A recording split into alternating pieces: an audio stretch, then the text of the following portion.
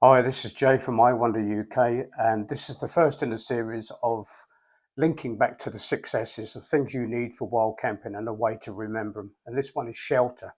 So we're going to kick straight into that now. Shelters can cover a lot of things.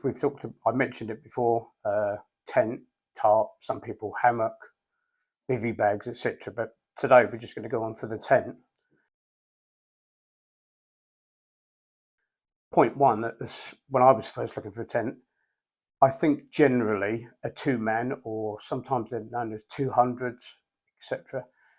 Tents, let's be honest, they're not really two-man tents, they're for one. So when you're looking for your tent, look for a two-man tent. That'll be enough for you and your equipment for the night, with a little bit of space, hopefully, depending on the tent. I'm very lucky. I've got a couple, maybe a few tents now, and I use them for different things.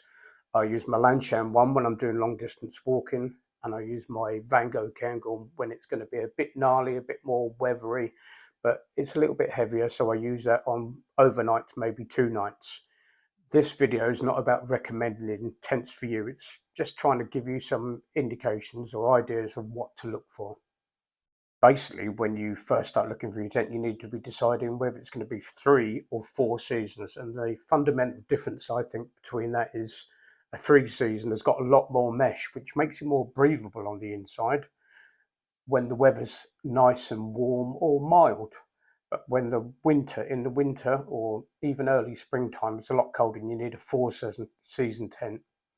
And that's basically not got so much mess on the inside. So there's a simple way of describing it as far as I'm concerned. Next thing I want to talk about was footprints, or what we used to call ground sheets, I think, in the old days.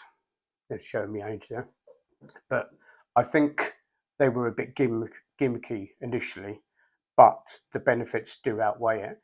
With my tents, if you put the footprint down first, especially with the Lanshan, for example, you can find out what space your tent actually needs. If it's level, lay on the footprint, and you've only laid the footprint on the ground. So you haven't put all the effort into putting a tent and then realizing the lumps, it's on a slope, etc., etc. So yeah, I don't recommend things lightly, but I do think the footprint's worth having. Another added benefit to having a footprint is when you first put it down. I've set mine down over gorse and a little bit of brambles and stuff. I've given mine a bit of a hard time. Well, it gives you the confidence if you put your footprint down and then run your hand over it. You can actually feel those horrible little bits that shouldn't be there, and hopefully won't be punching the inner of your tent, which is a lot more precious. Another consideration when you're buying your tent or setting out to buy your first tent is the waterproofness of it. You may have heard of something, it's HH, which is hydrostatic head. It's the way they test the outer of your tent and see how much water they can actually push through. It's like a pressure test. I'm not going to go into the scientific thing of it, but the higher number, the better. Like, for example, off the top of my head, my Van Gogh is 5,000 HH, which is the amount of millimeters of water that can actually be pushed on the material before it comes through. Next thing to consider, in my opinion, is how does it set up?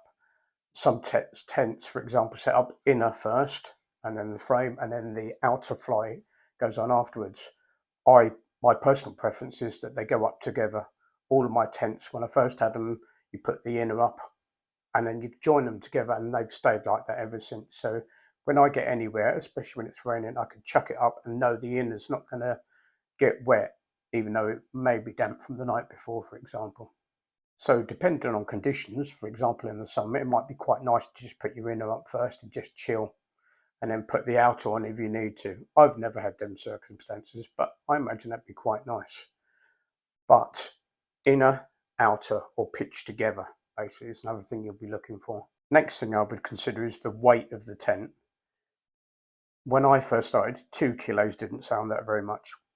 If you're going for one night, it's probably not, as long as you're not walking up Snowdon or something like that, exerting yourself massively.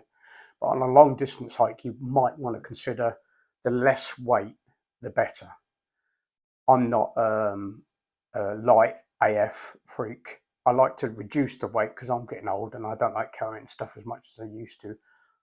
But it's one of the considerations. It depends on the material in the tent and the poles and how it's made, basically. But that's something you want to research or look into, there's lots of videos on YouTube about people reviewing tents, etc. So check them out first. If you can, ideally, if you can find somewhere, and I struggle to do this, to be honest with you, go somewhere where they've got the tents and go and sit inside it and see how it feels as well. That's always a good one. Next consideration, I would say, is the complexity of the tent. If it's a lovely summer evening, balmy, and you're watching the sun go down, it's easy just to be putting your tent up in nice thing. But let's be realistic. If you live in the UK, you could leave when it's sunny, and before you know it's windy. Next you know it's raining, and it could be snowy on the top of the hill. Maybe that's exaggeration, but you know where I'm coming from. So the complexity of the tent. Don't be embarrassed. Have a go with it. Put it up in your garden. I did mine. Every tent I've had, I've put it up 2-3 times in the garden. Give it a try, and it gives you the confidence when you first go out to actually know where you are, rather than taking it out of the bag and trying to read the instructions. Next one would be flexibility, and what I mean with that is, in my opinion, some tents, they just go up and that's it. With my Lanshan 1, for example, the way it's made is really, really flexible. You may hear me bang on about the Lanshan 1, just because I love it. Because of the tensioning straps on the end and the way the height of your trekking pole can go up and down, that's another thing to consider. Do you want a trekking pole tent? They're ultimately flexible, in my opinion. I've had mine in all sorts of scrapes, sort of unlevel ground. It doesn't really matter because you can pull a tent over. Some tents don't have that. That's another consideration.